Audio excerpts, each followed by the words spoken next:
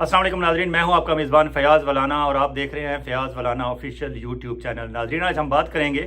कि अली अमीन गंडापुर कहते हैं मुझे आर्मी चीफ से बात करने का मौका नहीं मिला या उस तरह का माहौल दस्तयाब नहीं था जिस पे मैं बात करता। हम बात करेंगे कि अली अमीन गंडापुर कैसा मौका चाहते हैं, कैसा माहौल चाहते हैं, क्या बात करना चाहते हैं, क्या जनरल आसिम मुनीर उनसे जो बात करेंगे वो इमरान खान तक पहुंचेगी तो फिर इमरान खान का मुतवक्का जवाब क्या होगा, उस पर बात करेंगे। और फिर दूसरी तरफ राना सनाउल्लाह साहब ने जो अपने तय कोशिश कर रहे हैं कि जो गैर यकीनी की सियासी सूरत हाल है उसका खात्मा हो, और वो आए रोज़ नई नई फुलझड़ियाँ छोड़ते रहते हैं, उसमें कितनी हकीकत है और क्या वाकई कोई मुज़ाकरात हो रहे हैं हुकूमत और अपोजिशन के और हुकूमत और अदलिया के, उस पर बात करेंगे। लेकिन आपसे गुजारिश कि अगर आपने अभी तक फ़याज़ वलाना ऑफिशियल को सब्सक्राइब नहीं किया तो प्लीज़ सब्सक्राइब कर लें, अपने दोस्तों के साथ शेयर करें और कमेंट सेक्शन में हमारे साथ राब्ते में रहें। नाज़रीन, अली अमीन गंडापुर वज़ीर आला KPK कहते हैं कि गुज़श्ता रोज़ उन्होंने स्पेशल इन्वेस्टमेंट फैसिलिटेशन काउंसिल के इजलास में शिरकत तो की, लेकिन उसके बाद उन्होंने कहा कि मुझे उस तरह का वहाँ माहौल दस्तयाब नहीं था जिसमें मैं आर्मी चीफ से बात करता। अब सोचने की बात यह है कि अली अमीन गंडापुर क्या बात करना चाहते हैं और कैसा माहौल चाहते हैं। ऑब्वियसली माहौल तो वो ऐसा चाहते हैं जिसमें वहाँ अपोजिशन का कोई रहनुमा ना हो, वहाँ शहबाज शरीफ साहब मौजूद ना हो, वज़ीर दाखिला मोहसिन नकवी मौजूद ना हो और बाकी कोई ऐसा बंदा ना हो जो उनकी बात का गलत मतलब ले। वो चाहते हैं कि उनकी chief of army staff general Asim Munir से ऐसे माहौल में मुलाकात हो जहां कोई और दूसरा न हो और वहां सिर्फ जिक्र हो तो तीसरे का, और तीसरे हैं अडयाला जेल के कैदी नंबर 804 इमरान खान का। ऑब्वियसली वो अपने लीडर इमरान खान की बात उन तक पहुंचाना चाहते हैं और वो जनरल आसिम मुनीर से 1 to 1 सुनना चाहते हैं कि बिल आखिर वो चाहते क्या हैं इमरान खान से और इमरान खान की पार्टी से। ऑब्वियसली अगर उन्हें इस तरह का माहौल दस्तयाब हो गया जिसकी अब उन्होंने बाकायदा बरमला इजहार कर दिया है, तो अगर मुल्क में गैर यकीनी सियासी सूरत हाल के खात्मे के लिए अगर कुछ करना चाहती है हमारी मुक्तदरा, हमारी इस्टेब्लिशमेंट या हमारे बड़े, तो यकीनन ये एक कॉल है जो अली अमीन गंडापुर ने दी है। अब इस कॉल का जवाब क्या आता है उसका तो 2-4 रोज़ में पता चल जाएगा, लेकिन हम देखते हैं कि आखिर वो उस मुलाकात में चाहते क्या हैं, वो बात क्या करना चाहते हैं। ऑब्वियसली अली अमीन गंडापुर चाहेंगे कि वो इमरान खान का पैगाम आर्मी चीफ तक पहुंचाएं, मुक्तदरा तक पहुंचाएं। वो उनसे चाहेंगे, पूछना चाहेंगे कि आपको क्या गारंटी चाहिए अगर हमें फॉर्म 47 से हमारी जीती हुई सीटें वापस दे दी जाएं और PTI हुकूमत बना ले तो इस्टेब्लिशमेंट के साथ वो नंबर 1 पुराने पेज पर वापस आने के लिए तैयार हैं। नंबर 2 वो दाखिला, खारजा और सरमायाकारी के महाज पर किए गए आपके तमाम वादों और मुआहदों का पास रखेंगे। नंबर 3 आप साबिक army chief general Qamar Javed Bajwa के खिलाफ और रजीम चेंज के हवाले से अमेरिका या किसी भी आलमी ताकत के साथ मजीद ताल्लुकात खराब ना करेंगे। अलबत्ता क्वेश्चन नंबर 4 सबसे मुश्किल होगा, वो होगा जनरल आसिम मुनीर की एक्सटेंशन का मसला, क्योंकि अब तक की इतलात के मुताबिक आसिम मुनीर अपने साबिक बास जनरल कमर जावेद बाजवा की तरह 3 साल की एक्सटेंशन पर नजरें जमाए हुए हैं। इस हवाले से अली अमीन गंडापुर उनकी मंशा जानना चाहेंगे कि वो क्या चाहते हैं। अगर आप एक्सटेंशन में इंटरेस्टेड हैं तो बताएं, मैं इमरान खान से अडयाला जाकर बात करूं। नाजरीन, कहने को तो अली अमीन गंडापुर को वो माहौल नहीं मिला जिसमें वो आर्मी चीफ से पुरसुकून अंदाज में बात कर सकें, लेकिन SIFC special investment facilitation council का इजलास अटेंड करने के फौरन बाद वो अडयाला गए और अडयाला में जाकर उन्होंने अपने कायद इमरान खान से मुलाकात की। और इस मुलाकात में उन्होंने SIFC के हवाले से होने वाली पेशरफ्त, अपनी वफाकी हुकूमत के ऑब्वियसली इस वक्त के जो फॉर्म 47 वाले वज़ीर आज़म हैं शहबाज शरीफ और उनके वज़ीर दाखिला मोहसिन नकवी से चंद रोज़ पहले होने वाली उनकी मुलाकात और वहाँ का माहौल और जो बातें हो रही हैं उस हवाले से बातचीत करेंगे। इमरान खान को बताएंगे कि ये डेवलपमेंट्स हैं और मज़ीद इमरान खान से इंस्ट्रक्शंस लेके वापस आएंगे। क्यों कि जिस तरह उन्होंने कॉल दे दी है आर्मी चीफ को कि वो तन्हाई में मिलना चाहते हैं, बेहतर माहौल में मिलना चाहते हैं, इस तरह का कोई माहौल शायद बन जाए। अगर मुलाकात ना हुई तो मे भी कोई टेलीफोन कॉल ही आ जाए, लेकिन अली अमीन गंडापुर को अब हर वक्त तैयार रहना होगा, क्योंकि पिंडी वाले भी बहुत देर तक इस मामले को इसी तरह स्टैंड स्टिल नहीं रख सकते। उन्हें भी इस मामले को किसी हतमी नतीजे पर पहुंचना है, स्पेशली जब अदलिया हमारी इंतहाई फाल हो चुकी है। दूसरी तरफ वज़ीर आज़म शहबाज शरीफ के मुशीर राना सनाउल्लाह साहब कहते हैं कि अदलिया के साथ जारी महाजराई के खात्मे के लिए मुज़ाकरात का सिलसिला शुरू हो चुका है। मेरे ख्याल में तो राना सनाउल्लाह साहब से कोई पूछे कि हजूर आप हैं कौन, मैं खामखा अदलिया का झगड़ा है इस्टेब्लिशमेंट से, अदलिया का झगड़ा है ISI और दीगर इंटेलिजेंस एजेंसी से। हाँ, अलबत्ता अगर आप अपने आप को उनका सहूलतकार कहते हैं तो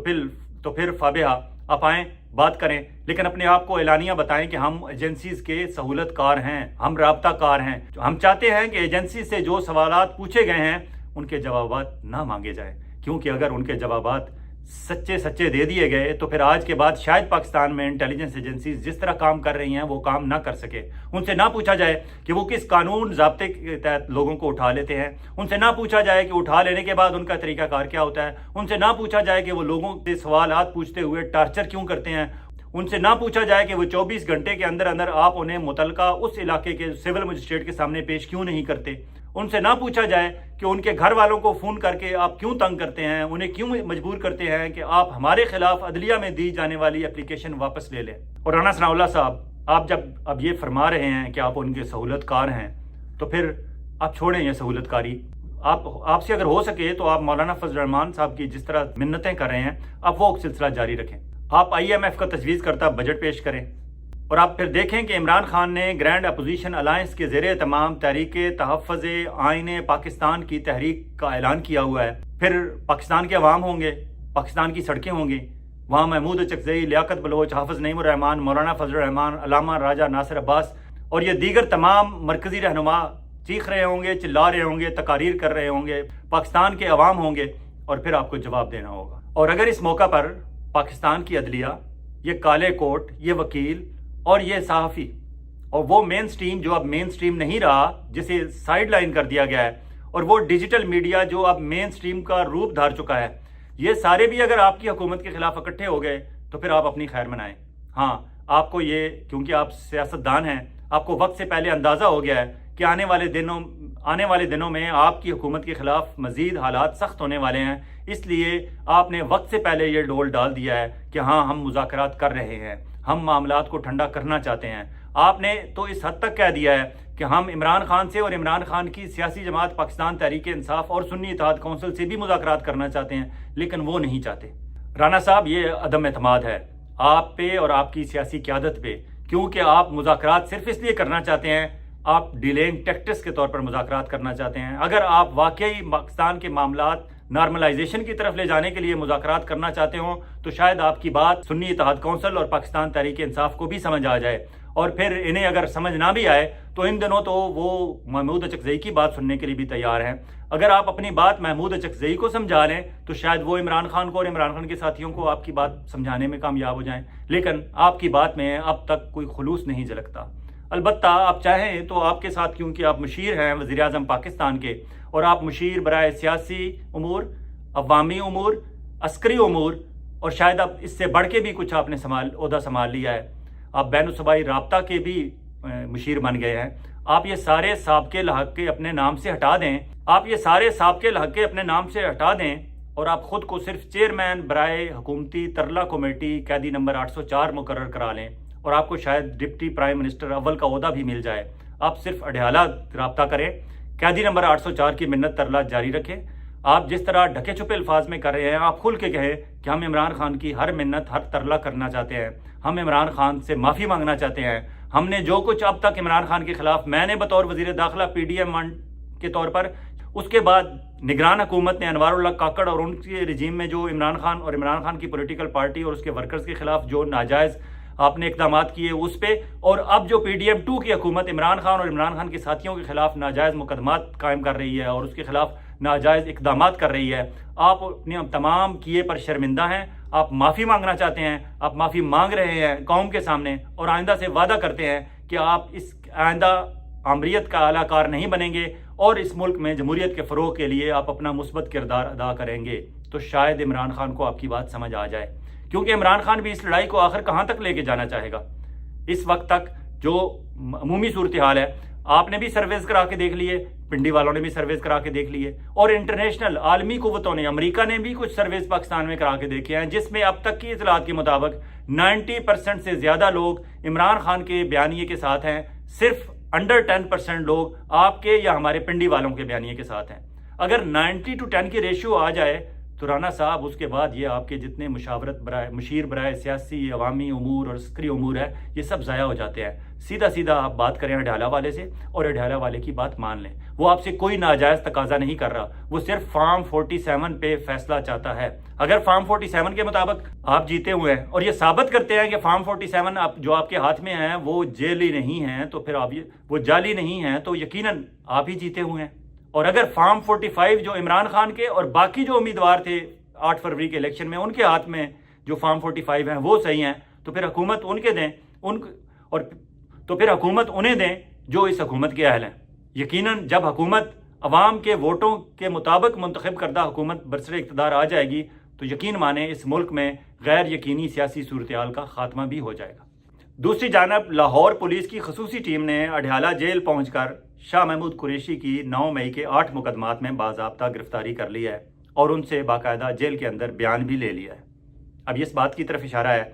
کہ ہماری مقتدرہ کو اور اس حکومت اور اس کے اٹارنی جنرل کو یہ معلوم ہو گیا ہے کہ سائفر کیس میں وہ فارغ ہو چکے ہیں اور سائفر کیس میں اب عمران خان شاہ محمود قریشی کی رہائی عین ممکن ہے کہ آئندہ 2-4 روز میں ان کی رہائی ہو جائے.